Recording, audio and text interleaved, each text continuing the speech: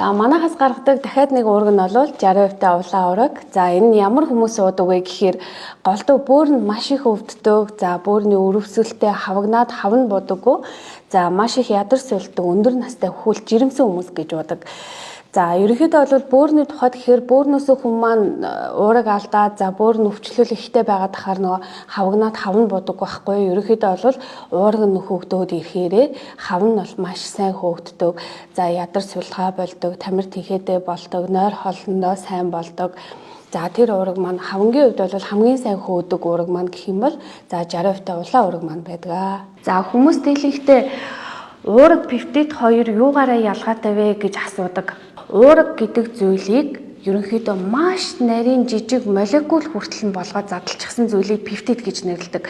За хамгийн энгийнээр ойлгохыг гэх юм бол за уургийг уулаа хүний биед 15 минутын дотор бүрэн шингээ дуусгахад бэлэн болгочихсон маш жижиг хэсэг болгочихсон зүйлийг пептид гэж нэрлэдэг байгаа юм. Манай уураг нь одоо энэ бүх ачаал, энэ бүх процессыг ерөөсөө товчлоод шууд пептид болгоод ийм болгочихсон. За энэ маань өөрөө илгэн дээр амин хүчил болж задраад хүний биеэр тархагдаг. Энэ дээр ингээд нөгөө нэг пептид чи ингээ хоёр ширхэг хэлхээтэй юм чи ингээд илэг ингээд нэг болгоод задлана гэж байгааз илэг хичнээн өвчүүлсэн 80% нь ажиллахаагүй болцсон ч гэсэн гэсэндээ шууд ийм болгочих чаддаг.